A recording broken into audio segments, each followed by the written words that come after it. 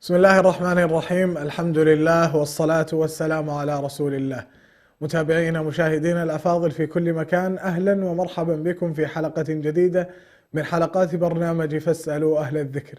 باسمكم وباسم البرنامج أرحب بضيف الدائم فضيلة الشيخ الدكتور حسن سلمان. أهلا وسهلا فضيلة الدكتور. مرحبا، أهلا وسهلا، حياك الله.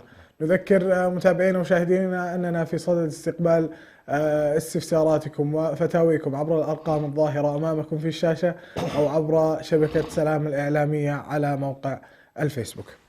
طيب، بعد إذا بدأ شيخنا الفاضل يذكر أننا تحدثنا في الحلقة الماضية عن العلمانية أو ما يسمى بفصل الدولة عن الدين، وذكرتم أن الصحيح في هذا هو فصل السلطة الدينية عن السلطة السياسية وليس الفصل النص الديني. قد يقول قائل في هذا أنه يعني فصل السلطة الدينية أو النص الديني وجهان لعملة واحدة، إذ أن السلطة الدينية ناتجة عن نص ديني. كيف لنا أن نوضح هذا وما السياق فيه؟ الحمد لله رب العالمين، والصلاة والسلام على رسول الله الأمين وعلى آله وصحبه أجمعين. أما بعد، دعني أول أعمل مقدمة بسيطة حتى إن شاء الله يستقيم الأمر وتتضح الصورة. نعم. أولا، هنالك كثير من المشكلات حقيقة في واقعنا المعاصر تنتج عن الخلط المفاهيمي، فيكون كل إنسان منطلق من فهم معين، فيدور الصراع بين أفهام غير محددة وغير مشخصة بشكل صحيح ولا محددة بشكل أكاديمي، وبالتالي كل إنسان ينطلق من أرضية هو يعني وضعها كأساس بالنسبة لمنطلقه المعرفي، فتجد هنا أول واحدة من الإشكالات الكبيرة ومن ضمنها مفهوم العلمانية.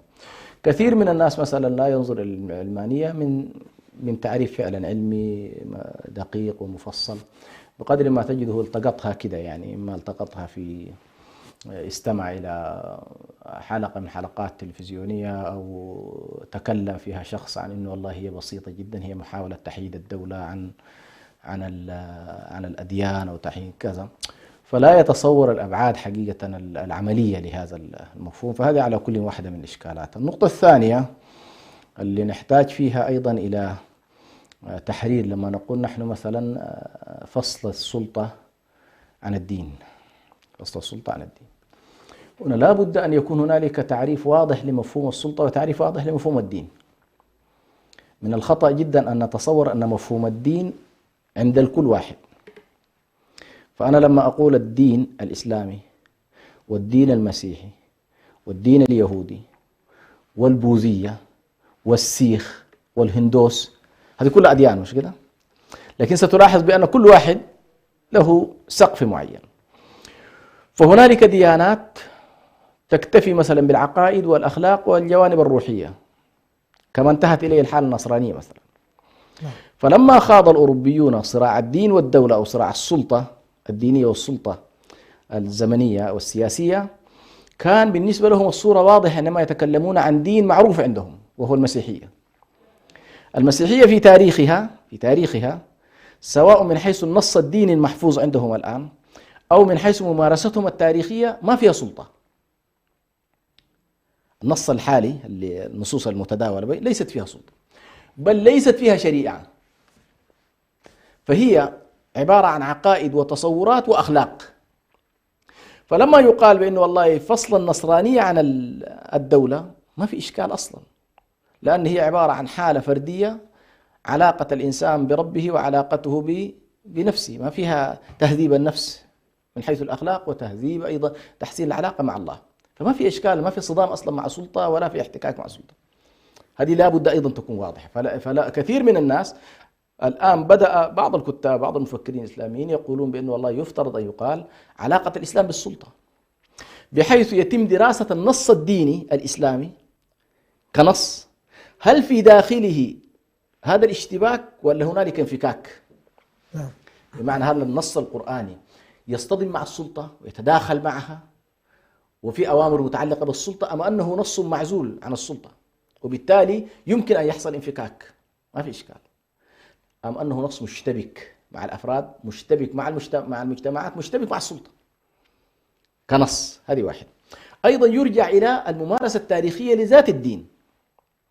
فأنت مثلا لما تأتي إلى الإسلام لا تجده منفصل عن السلطة في نصه ومضمونه، ولا منفصل عن السلطة في تاريخه، بل بالعكس نشأت السلطة في اللحظة التي كان يتنزل فيها النص القرآني على حياة النبي صلى الله عليه وسلم. فتكامل النص القرآني مع قمة اكتمال وصول النبي صلى الله عليه وسلم إلى رأس ما يمكن أن نسميه نحن بسلطة وولاية. إذن هذه لا بد أيضا أن تكون واضحة. فهنا نظلم الأديان عندما نساويها ببعضها. مثلا الآن عندنا الديانة السيخ لا يؤمنون بالفصل، فكيف أنت تريد أن تقول الله فصل الدين عن الدولة؟ هذه واحدة من النقاط أيضا اللي في تقديري فيها إشكال. النقطة الثالثة وهي مهمة جدا، لا بد من العودة إلى أوروبا يوم أن نشأت فيها هذه الفكرة، فكرة فصل السلطة الدينية عن السلطة الزمنية. ويمكن هذه النقطة بدأنا إجابتها في الحلقة الماضية، لكن دعني من باب ربما بعض الناس ما يكونوا استمعوا لتلك الحلقة نقول بأن أوروبا في تاريخها على كل الديانة المسيحية في تاريخها مرت بجملة من المراحل، يمكن 5-6 مراحل، كان آخرها ما انتهت إليه حالة الهيمنة الدينية لرجال الدين من خلال سلطة الكنيسة على الحياة كلها. نعم. فصار الملوك إذا لم يجدوا تأمين من السلطة الدينية لا يستطيعون أن يكونوا ملوكا، فصارت السلطة مهيمنة على الحياة الدينية ومهيمنة على على الحياة السياسية. كانت هنالك مشكلة في قضية الهيمنة بطبيعة الديانة نفسها، وهو أن النص الديني في النصرانية لا يستطيع النصراني البسيط أن يفهمه، لأنه نص محتكر عند رجال الدين. هذه إشكالية أيضا، وهنا ستلاحظ فارق كبير جدا بين النص الديني في الإسلام والنص الديني في النصرانية. يعني رجل العالم في الإسلام لا يستطيع أن يقول لك أنا أحتكر فهم النص، أن يمكن لأي إنسان يتطور في فهم اللغة العربية ويستطيع أن يفهم النص القرآني، ليست هنالك مشكلة. فهذه واحدة من القضايا. فعلى كل ما وصلت إليه أوروبا في هيمنة الكنيسة على الحياة السياسية وعلى الحياة الدينية وتناقضها التام مع التطور العلمي الذي كان يحصل في ذلك الوقت، حصل فيها نوع من الصدام على كل بين رجال العلم والفلسفة ورجال السياسة والحركات التنويرية، وما بين رجال الدين الذين اصطدموا بالعقل واصطدموا بالوحي، اصطدموا بالعقل واصطدموا بالعلم وأفسدوا في الحياة. فكان لابد من الفصل. طيب إذا كانت هذه هي البداية نستطيع أن نقول أنها صبغة غربية بحتة، يعني ليست نتيجة لخلاف سياسي أو كذا؟ هو يمكن أن تكون بدت منهم، لكن ليس بلازم أن تنتهي عندهم حتى تكون الصورة واضحة. يعني قد يكون هنالك مجتمعات شبيهة لهم قد يصلح لها أن تنقل ذات النموذج. نعم. لكن إذا كان في مجتمعات مغايرة في عقيدتها ودينها ونصها المنزل وفي تاريخها، هنا من الخطأ جدا أن نقول والله ينقل هذا الأمر. هنا تأتي الاشتباك. فعلى كل فيما يتعلق بموضوع الفصل، بس من باب الإضافة، انتهت أوروبا الآن عمليا في موضوع الفصل إلى ما يمكن أن نسميه ب5 أشكال من الفصل القانوني.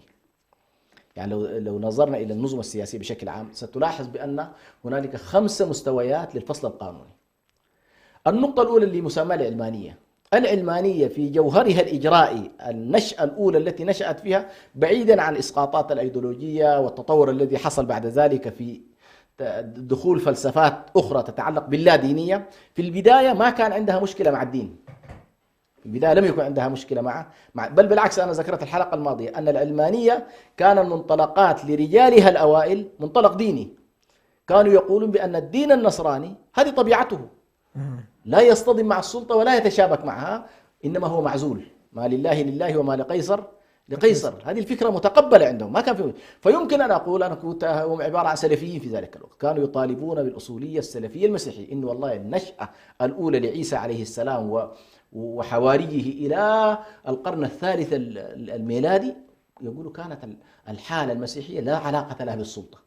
جاءت مراحل لاحقة وانهيارات وكذا، فتولت على كلنا السلطة، تولت الكنيسة دخلت في السلطة، وجاءوا رجالات كذلك شبكوا ما بين الدين والسياسة لاعتبارات سياسية، فتحولت على كلنا المسيحية من ديانة عقدية أخلاقية دخلت معها القوانين الرومانية، فأخذت القانون الروماني من السلطة الرومانية، وأخذت الدين كعقيدة وأخلاق من الديانة المسيحية، فاشتبكت على كل كحالة مكون جديد دخل في منظومة السلطة. فقالوا لا، نحن نفكك هذا الوضع، نعيد إلى وضعنا، نكون سلفيين، نرجع إلى أصلنا الذي إن والله السلطة الدينية شيء والسلطة زي. فهذا المستوى الأول، مستويات الفصل. ففي البداية قالوا نفك الاشتباك. يأتي هنا سؤال، أو هنا يأتي تأكيد إن والله العلمانية لا تعمل إلا في وجود سلطة دينية وسلطة سياسية. بمعنى في سلطة حقيقية يمارسها رجال الدين. جميل. يمارسها رجال. فلما يجي واحد والله يريد أن ينقلها في بيئة ما فيها سلطة دينية بالمعنى المعروف عند الغرب، ما في سلطة دينية، هنا السؤال يظهر، هنا يأتي التناقض. هل والله نعتبر علماء الدين المتشتتين هذول اللي والله بعثرين، واحد يقول كلمة والآخر يناقضها وكل واحد باجتهاده ويدعون إلى الله وينداحون في المجتمع، هل هؤلاء نطلق عليهم سلطة دينية؟ الإسلام ما حصل يوم من الأيام سمى هؤلاء سلطة دينية. سلطة دينية. وبالتالي الحديث عن فك الاشتباك ما بين السلطتين في عالمنا الإسلامي أو الغير موجود. يبدأ نبحث عن بيئة تطبق فيها حالة العلمانية الإجرائية. هنا لا أتكلم عن العلمانية الفلسفية التي انتهت في النهاية دخلت فيها مفاهيم الليبرالية وغيرها، هذه قضية أخرى، لكن أنا أتكلم النشأة الأولى. النقطة الثانية، إذا كان هذه فصل السلطة الدينية عن السلطة السياسية هي العلمانية، يأتي نوع آخر من أنواع الفصل، وهو فصل الدين عن السياسة. الأول كان فصل سلطتين. نعم. في مستوى ثاني اسمه فصل الدين عن السياسة، بمعنى أن هذا الدين يجب أن لا يتدخل في الممارسة السياسية.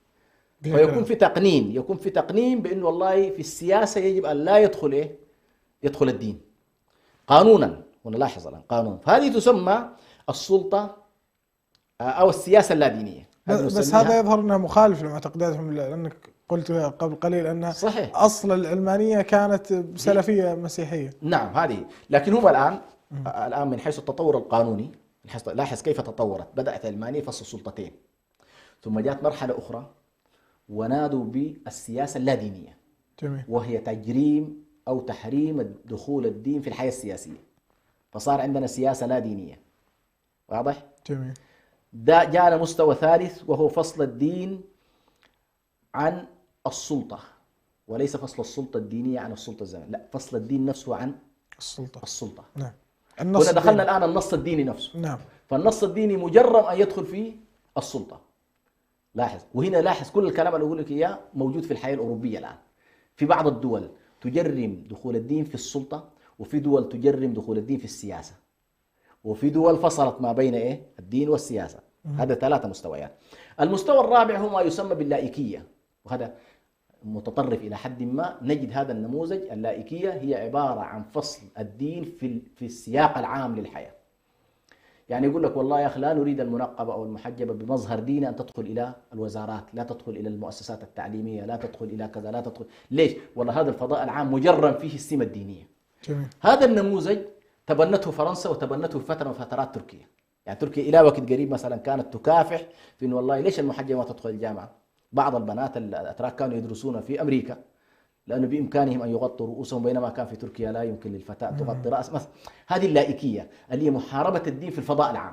لاحظ الآن بدأناها من فصل السلطتين عن بعض إلى محاولات اجتياح شاملة في الحياة. آخر شيء وهي تبنتها تقريبا الاتحاد السوفيتي فترة من فترات، وهو فصل الدين عن الفرد. عجيب. وهو الفرد نفسه أن يكون متدينا، هذه جريمة. لاحظ بدأوها من السلطة وانتهوا بها إلى الفرد. إذا أنت في كل هذه المساحات مساحات فصل. لاحظت؟ فالذين يتكلمون للأسف الشديد عن قضية الفصل دون التعمق في البنية الحقيقية المعرفية التي تؤسس لهذه الوضعيات، يجدون أنفسهم في إشكال كبير جدا في إنه والله إلى أين سيقف عندهم الفصل. لأن الفصل اليوم أنت فصلت سلطة دينية عن سلطة سياسية، بكرة حتفصل الدين عن السلطة الدينية عن السلطة نفسها، ثم تفصل الدين عن السياسة، ثم تفصل الدين عن الحياة العامة، ثم تفصل الدين عن عن الأفراد. ولهذا هنا نجد عبد الوهاب المسيري عليه رحمة الله لما ألف عن العلمانية قسمها إلى قسمين، قال العلمانية الجزئية وهي تقريبا العلمانية الإجرائية، والعلمانية الشاملة التي تنتهي بالمشهد في أنه والله تحاول أن تعلمن الحياة كلها، تحاول أن. ولذلك تقريبا النموذج التفسيري بالنسبة لعبد الوهاب المسيري هو أن العلمانية هي حالة جذرية لكل التصرفات التي تنتهي إليها الحياة العامة عند المجتمعات، وبالتالي هي حالة فصل تام للدين عن مسارات الحياة كلها بدءا من السلطة وانتهاء بالأفراد. طيب ماذا عن العكس في هذا شيخنا؟ إذا كانت في دولة من الدول تصرح بديانتها ولكنها لا تعمل بمقتضاها، أو لنقل أنها تتجنب العمل بمقتضاها بشكل كامل. طبعا نحن لما جاء الاحتلال إلى منطقتنا العربية ما كانت تعاني أصلا من هذه الإشكالية، ولم نكن نعاني من إشكالية هوية.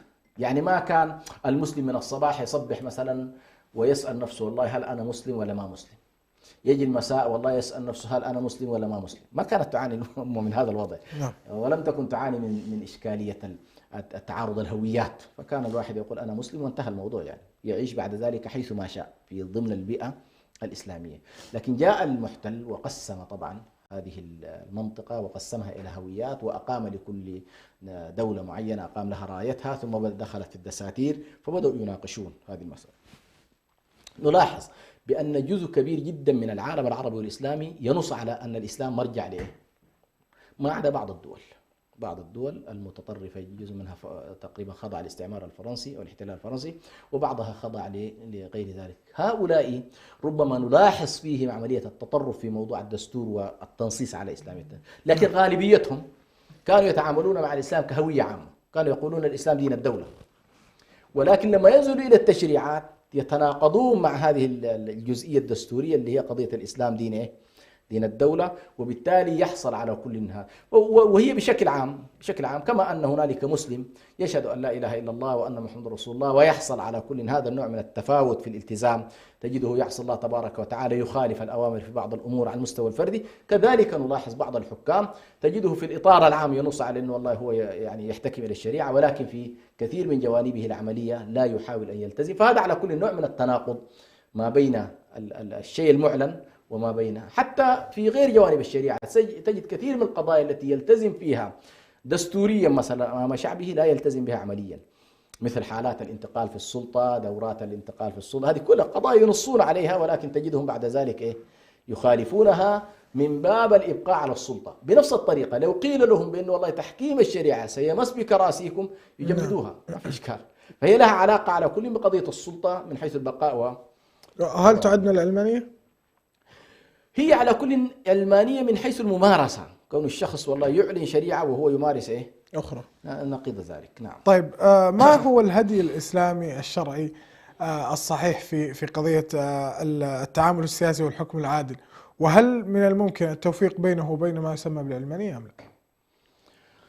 هو على كل الإسلام جاء بمنظومة متكاملة، وهو يصنف عموما في الدراسات في علم الأديان والدراسات المتعلقة بالأديان هو من أكثر الأديان سقوفا أو أعلى الأديان سقوفا، فهو سقفه عالي جدا.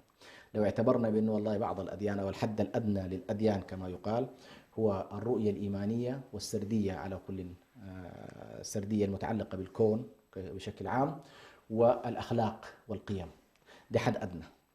هنالك بعض الرسالات تجاوزت هذا الموضوع إلى موضوع التشريعات، وفي التشريعات منهم من يكتفي مثلا بالتشريعات التعبدية الشعائرية، ومنهم من لا يكتفي بذلك يدخل في ساحات الحياة العامة. فنجد أن الإسلام هو عبارة عن شريعة اشتملت على العقائد والتصورات، واشتملت على السرديات الكونية، بدء الكون ومنتهاه وإلى أين يسير، وقضايا المنهاج المتعلقة بالحركيات التي ينبغي أن تتعامل بها الجماعة المسلمة في داخلها، اللي هو ما نسميه نحن بأدوات العمل. مثلا عندما يأمر الله تبارك وتعالى بالشورى أو يأمر بالعدل أو يأمر بالحريات أو يأمر هنالك ديناميكيات معينة يفترض أن تتنزل حتى تستطيع أن تترجم بها هذا الموضوع. فحركة الجماعة المسلمة وتحديد آليات وأدوات عملها هذا يسمى المنهاج. التشريعات هي عبارة عن تفاصيل الأحكام التي فعلا تسهم في المنهاج من جهة، وتسهم في العقائد كذلك، من حيث أنك أنت والله لا يمكن أن تنفذ حكما شرعيا إلا إذا اعتقدت أنه من الله تبارك وتعالى وتتعامل معه باعتباره نصا مقدسا.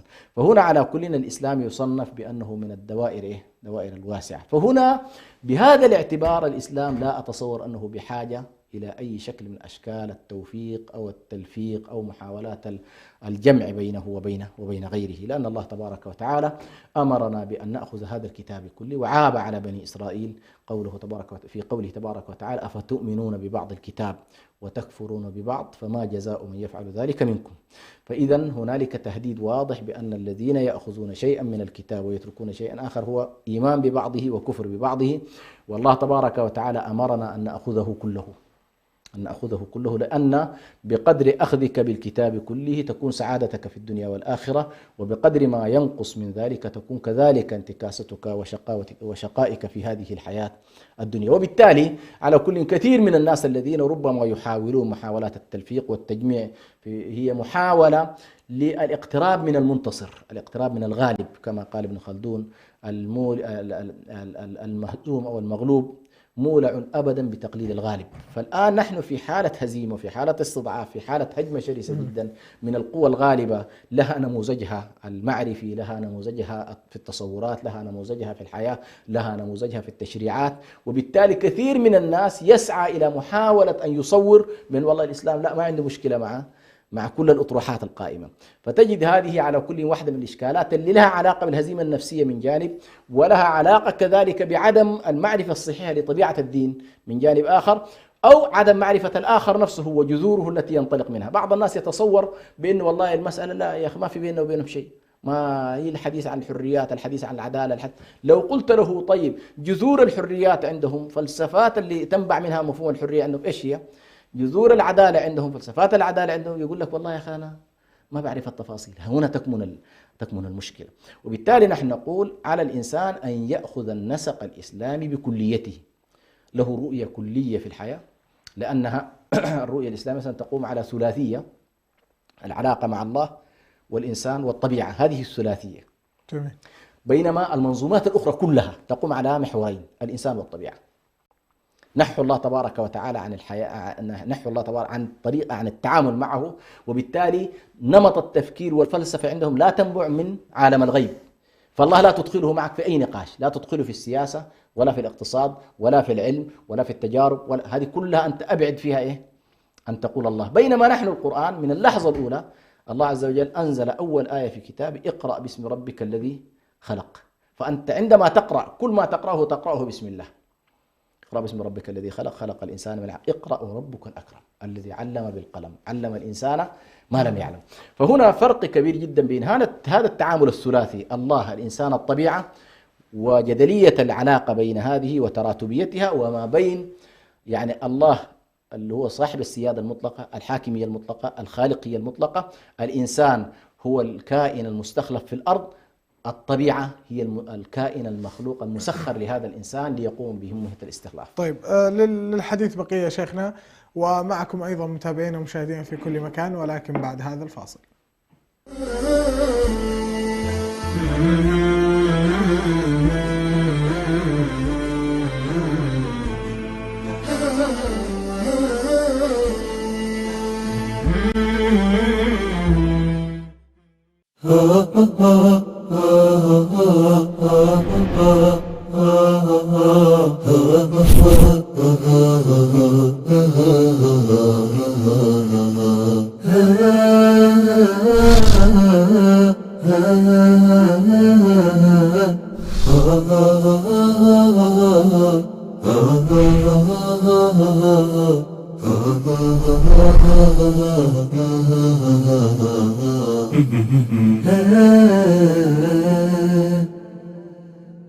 يعلم كما ورد في الأثر بأن الله عز وجل يعطي هذه الدنيا لمن يحب ومن لا يحب، ويعطي الآخرة لمن يحب.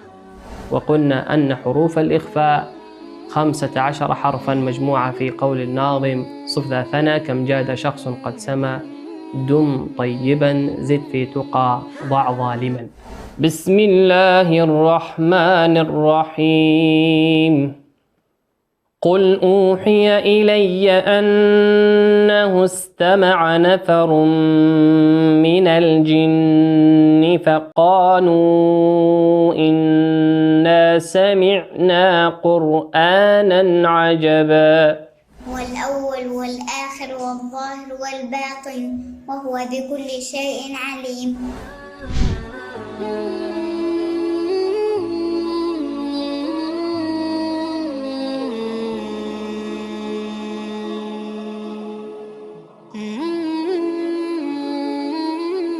وهذا البرنامج يتناول تاريخية اللغة العربية في مر العصور والدهور ومن حيث نهضتها وانتشارها. كان العديد من جهابذة العربية من أصول غير عربية تنوعت بين الفارسية والرومية وصولا إلى بربر المغرب العربي.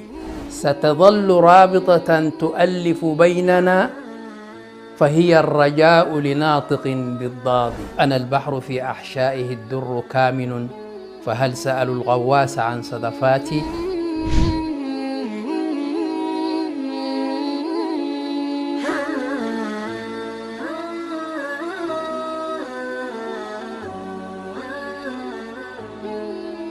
يا معاشر المؤمنين، التوجيه النبوي لكم أنتم أيها الشعوب المعنيون بهذا.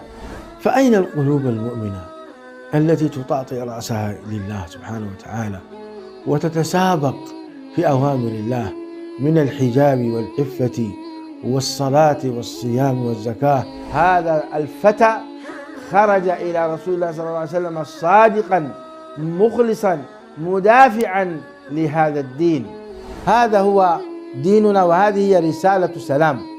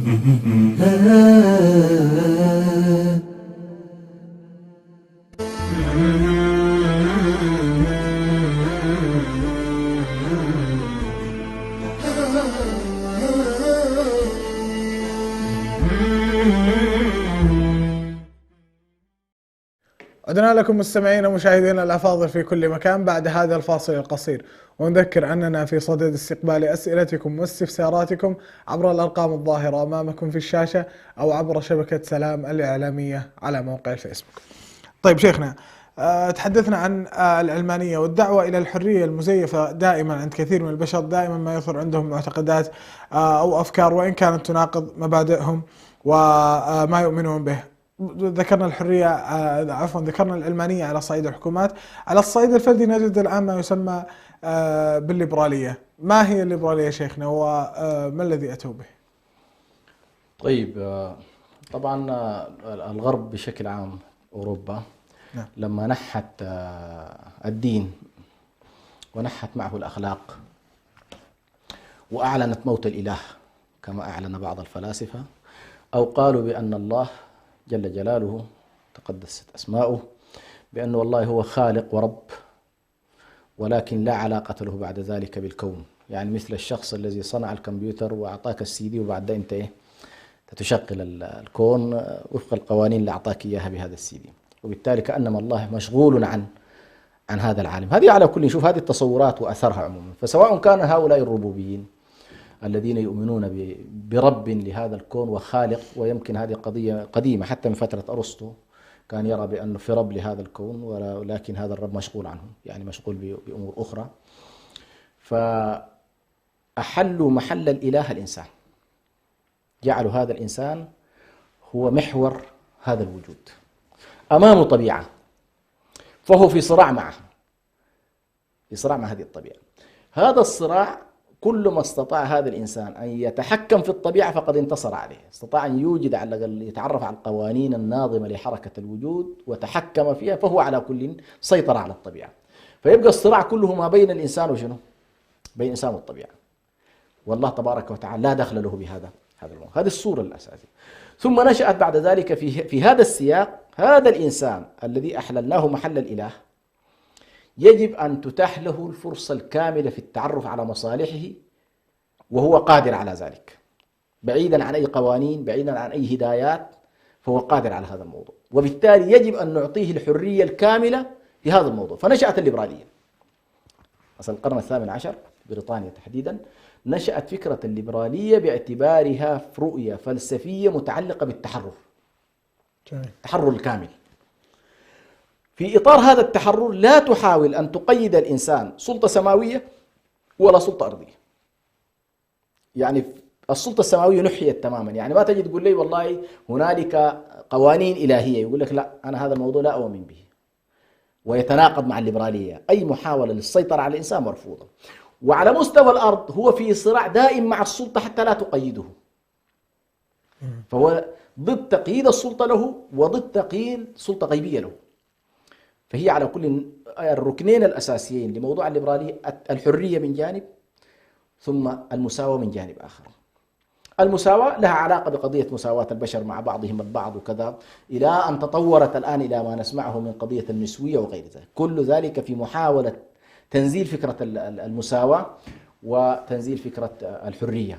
فهذا الأساس الفلسفي على كل لموضوع. وبالتالي ارتبطت الليبرالية بمفهوم الحرية من جانب، الحرية غير المقيدة، وبمفهوم المساواة من جانب، وبمفهوم ما يمكن أن نسميه بالفردانية، بأن هذا الإنسان كفرد يجب أن يسعى لمصالحه وبأبعد مستوى من الأنانية، ما في إشكال، وهو ساعي في تحقيق مصالحه إنما يحقق مصالح المجموع. يعني الفلسفة حقهم كده. أنت ما تجي تقول لي والله يا أخي الدولة تنظم مصلحة الجماعة، لاحظت؟ ما تأتي دولة لتقول والله هذا مصلحة، لا، مصلحة الجماعة كما يقول بعض فلاسفتهم هنالك يد خفية تنظم مصلحة الجماعة من خلال سعي الأفراد لمصالحهم. فالشخص وهو جاري في مصلحته سيحقق مصلحة إيه؟ مصلحة الجماعة. ده الأساس المبسط على كل لموضوع الفيدرالية. بدأت هكذا. طيب نعم. لو ظاهر ما تدعو إليه الليبرالية غالبا ما يكون سامي، مثل احترام فكر الإنسان واحترام حقوقه والتسامح وحرية الرأي وما إلى ذلك. إذا كان هذا هو الظاهر فهذا ما يدعمه الدين الإسلامي، أما أنها لهذا أبعاد أخرى قد لا يدركها الإنسان. لا، أبعاد خطيرة وكبيرة. هو يعني ليست القضية، أنا ذكرت قضية جذور الفكرة. مثلا أنت إنما تتكلم عن الحرية، الإسلام طبعا في قيمه نظم القيم. أعلى قيمة في الإسلام هي قيمة الحق، ذلك بأن الله هو الحق، والتوحيد يدخل في هذا الباب. فالقيمة الأعلى التي تنظم حركة الكون وحركة الإنسان وتندرج بعدها بقية القيم هي قيمة الحق. فكل ما هو حق يثبت وكل ما هو باطل يرفض. لاحظوا، الحرية في السياق الإسلامي تأتي ضمن هذه المنظومة، تأتي تالية لإيه؟ لقضية الحق. فإذا جاءت الحرية لتهدم الحق نقول لا والله تجاوزت الحدود. نعم. الليبرالية لا، الليبرالية ما في سقف اسمه حق، وما في سقف اسمه قانون متسامي عن البشر جاي من منظومة خارج البشر. نحن نقول إنه والله البشر لا يحل مشكلاتهم إلا شيء من خارجهم، لكن هم تصوروا بأن والله هذا الإنسان قادر على تحديد مصلحته. مع أنه لما نقول والله فلان قادر على تحديد مصلحته لا بد من أمرين: أن يكون كلي العلم بحيث والله له من العلم علم الإله الذي يعلم ما هو كائن وما لم يقع وما هو مستقبل، يعلم كل ذلك، وبالتالي يقدر يحدد مصالحه. وإلا كما قال القرآن: وقل لو كنت أعلم الغيب لاستكثرت من الخير وما مسني السوء. فجهل الإنسان وعدم معرفته بالغيب وعدم معرفته بالمآلات وعدم معرفته أحيانا بواقعه يوقعه في الكثير من المتاهات. فهو بحاجة إلى الهدايات القرآنية المتكشفة عن علام الغيوب، الله تبارك وتعالى كلي العلم. الأمر الثاني أن يكون الذي أيضا يعرف مصلحته ومصلحة الجماعة التي معه أن يكون كلي الخير فلا يصدر منه الشرور، وهذه إلهية. يعني كلي العلم هو الله، كلي الخير هو هو الله. أي إنسان أي مخلوق ما دون الله تبارك وتعالى لا هو كلي العلم ولا هو كلي الخير، وبالتالي تتزاحمه الأهواء ويتزاحمه الجهل. وهذا هو مصداق قوله تبارك وتعالى في سورة النجم، يعني لما قال ولقد جاءهم من ربهم الهدى، ولقد جاءهم من ربهم الهدى إن يتبعون إلا الظن، يتبعون إلا الظن وما تهوى الأنفس ولقد جاءهم من ربهم الهدى. لاحظ شيخ الإسلام ابن تيمية يقول وإنما يخرج الناس من الهدى ببابين، يعني الهدايات الإلهية سواء كانت هدايات فطرية بالفطرة أو هدايات بالوحي أو هدايات بالعقل أو هدايات بالاكتشافات العلمية، كل هذه الهدايات يخرج منها الإنسان ببابين. الباب الأول هو اتباع الظن بالجهل، لن يتبع الإنسان الظن إلا إذا كان جاهلا، واتباع الهوى وهو أن زيادة مساحة الشر في داخله وانحسار مساحة الخير.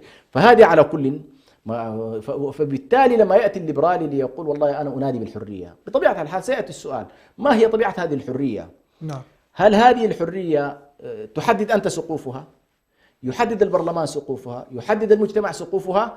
من هو الذي يحدد هذه السقوف؟ لجأوا من فكرة الوحي والدين وكذا، قالوا لا والله العقل هو الذي يحدد لنا ذلك.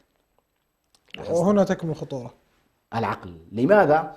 طيب أي عقل تعنون؟ هل تعنون العقل البدهي الذي يتفق فيه العقلاء جميعا، أم تعنون العقل النظري الذي يختلف فيه الناس جميعا؟ نعم. حصل؟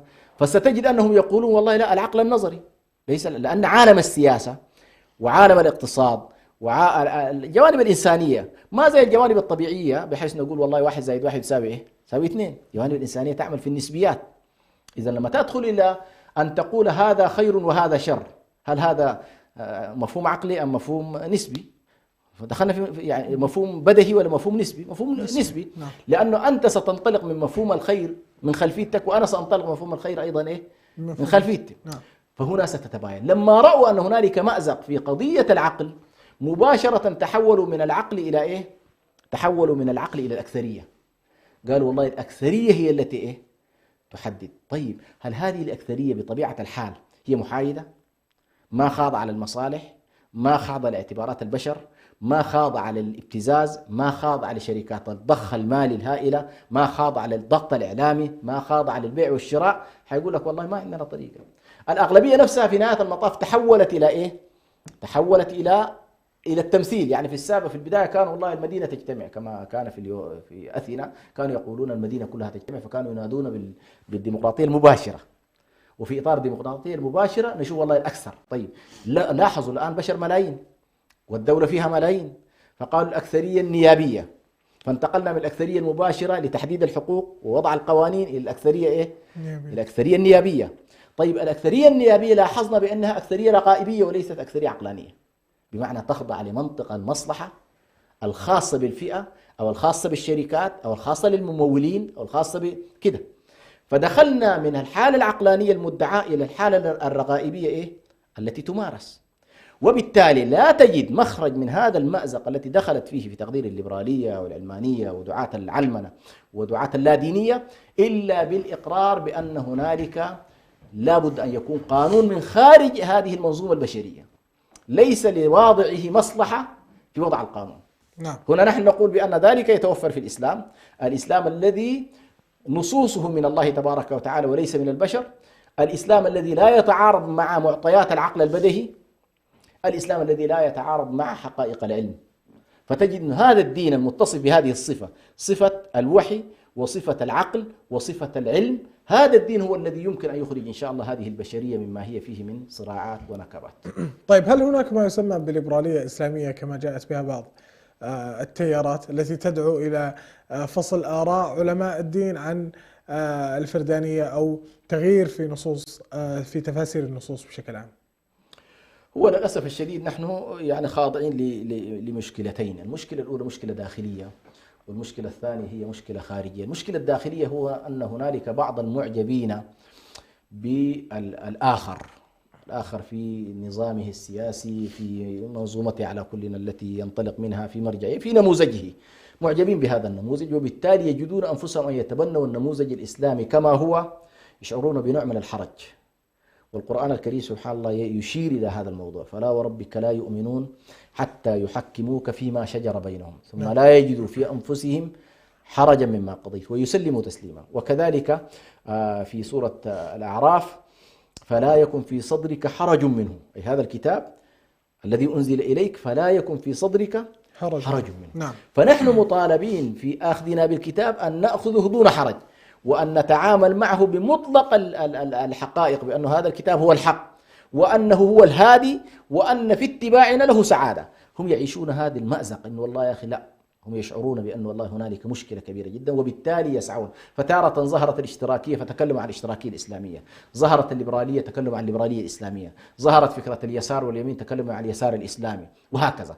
وهم في كل مرة. ولكن سبحان الله غالبا هذه التيارات التي تنبع من داخل الأزمات، الفكر المأزوم، يعني لما تكون في أزمة معينة تمر بها الأمة وتحاول أن تنتج هذا النوع من الخطاب، لا يكتب لها غالبا النجاح ولا يكتب لها القبول في وسط المجتمع، والأمة تلفظها بشكل سريع. فكذلك الآن الليبرالية الإسلامية التي تسعى إلى محاولة تضخيم العقل على حساب النص، تقديم المصلحة المتوهمة على المصالح الحقيقية، الابتعاد عن قضايا التراث تحت حجة التجديد، الابتعاد مثلا عن مرجعيات المعروفة في قراءة النص الديني إلى مرجعيات جديدة فيما يتعلق بقراءة النص الديني، واستحداث أو التعامل مع نفس المنظومة الغربية في دراستها للنصوص الدينية التي يتعاملون على كل معها بأنها نص بشري، وتتعامل معها كما لو أنه نص بشري، ويغيب قدسية النص. هذه القضايا كلها للأسف الشديد التي يحاول أن يزرعها بعض الكتاب، اعتقد بأنها جزء منها نابع من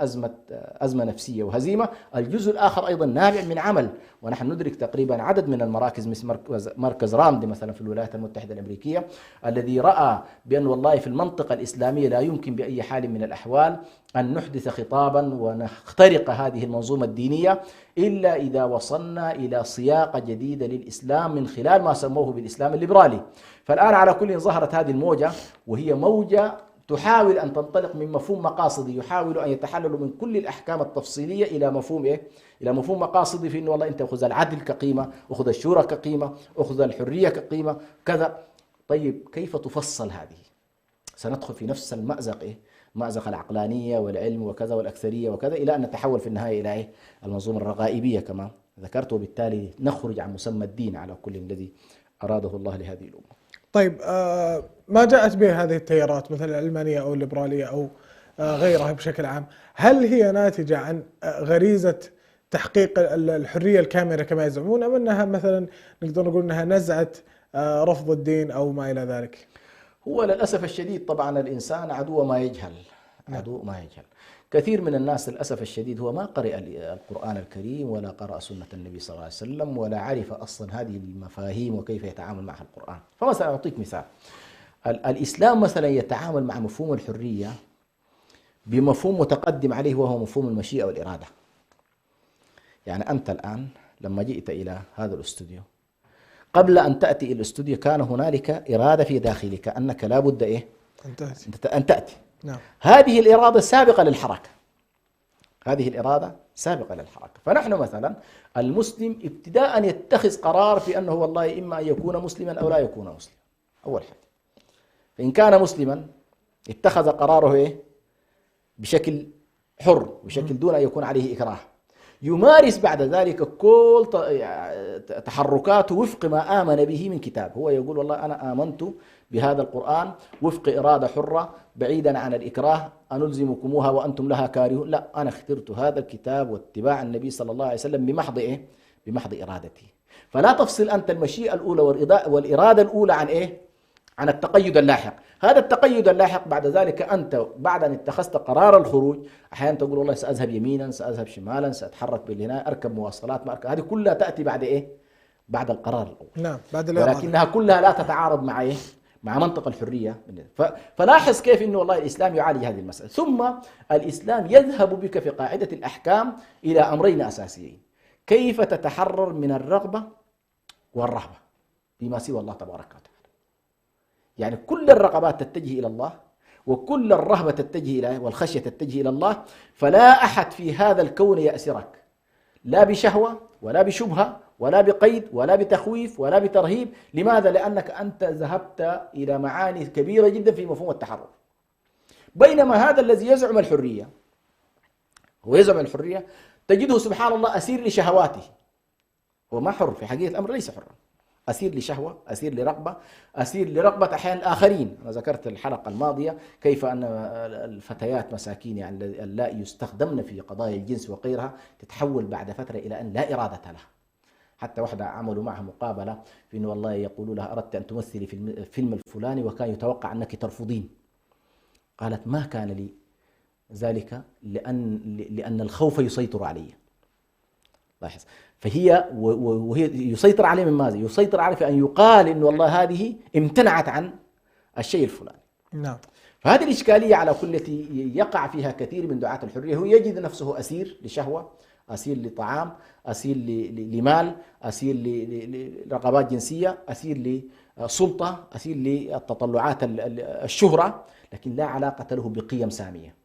نعم. لا علاقة له بقيم سامية، وهنا تكمن على كل الأزمة. فالقضية على كل قضية معقدة ومتشابكة، بحيث فعلا نحتاج إلى أن الناس والله قبل أن يذهبوا إلى هذا النوع من المفاهيم عليهم أولا أن يقرأوا ما هم فيه، هذا القرآن الذي أنزله الله تبارك وتعالى، ليدركوا بعد ذلك بأن والله فيه من العلم وفيه من المعرفة وفيه من الرؤى وفيه من الحلول للمشكلات ما لا يتصوره العقل البشري، لأنه من لدن عليم خبير. طيب كيف ممكن للمرأة أنها يتعايش مع مثل هذه التيارات؟ كيف ممكن أن يتقبلها؟ ما التوجيه الإسلامي الصريح في هذا؟ يقول الله تبارك وتعالى وقل الحق من ربكم فمن شاء فليؤمن ومن شاء فليكفر. يعني أهم شيء أنك تكون معتز بما معك. نعم.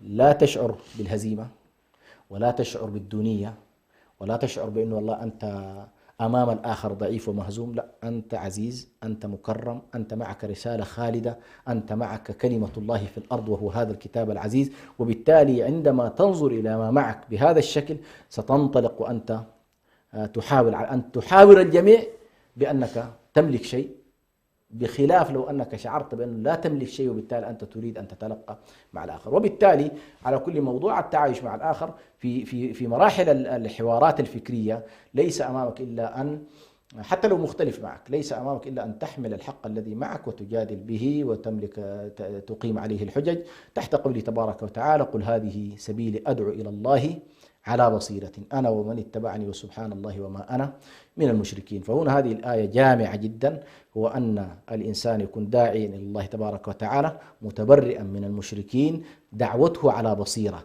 سواء كانت هذه البصيرة هي البصائر والبينات القرآنية، وهذه مهمة جدا للداعي أن يتسلح بها، في أنه يحمل بينات وبصائر قوية من داخل هذا الكتاب على حجية هذا الكتاب، لأنك تريد أن تخاطب آخرين. أيضا هذه المسألة البصيرة الثانية التي أيضا ينبغي أن يتحلى بها، البصيرة بالواقع، البصيرة بالمدعوين، ما هي حاجة المدعوين، مما يعانون، ما هي مشكلاتهم. كل ذلك على كل يدخل في باب البصير التي يكون الإنسان الذي ينطلق في الدعوة إلى الله سبحانه وتعالى يحمل كل هذه الحمولة الكبيرة حتى يستطيع إن شاء الله أن يدعو إلى الله تبارك وتعالى دعوة مؤثرة في الناس، ويكون أيضا قصده من ذلك هداية الخلق، وقصده من ذلك إقامة الحجة عليهم، وقصده من ذلك الإعذار إلى الله، وقصده من ذلك التقرب إلى الله هو قبل كل شيء، بأن ينجو عند الله تبارك وتعالى قبل أن يخلص الآخرين. أنت عندما تقوم بالرسالة هذه قمت بما أمرك الله به في قوله تبارك وتعالى والعصر إن الإنسان لفي خسر إلا الذين آمنوا وعملوا الصالحات وتواصوا بالحق وتواصوا بالصبر ولتكن منكم أمة يدعون إلى الخير ويأمرون بالمعروف وينهون عن المنكر إلى غير ذلك من الآيات التي تأمر الإنسان بأن يكون قائما بالحق آمرا بالقسط داعيا بالعدل إلى آخر ذلك. طيب شاكر لك شيخنا هذا التقديم وهذا الحضور. الشكر موصول لكم أيضا أنتم متابعين ومشاهدين الأفاضل في كل مكان على حسن الاستماع والمتابعة. نلتقيكم في حلقات قادمة والسلام عليكم ورحمة الله وبركاته.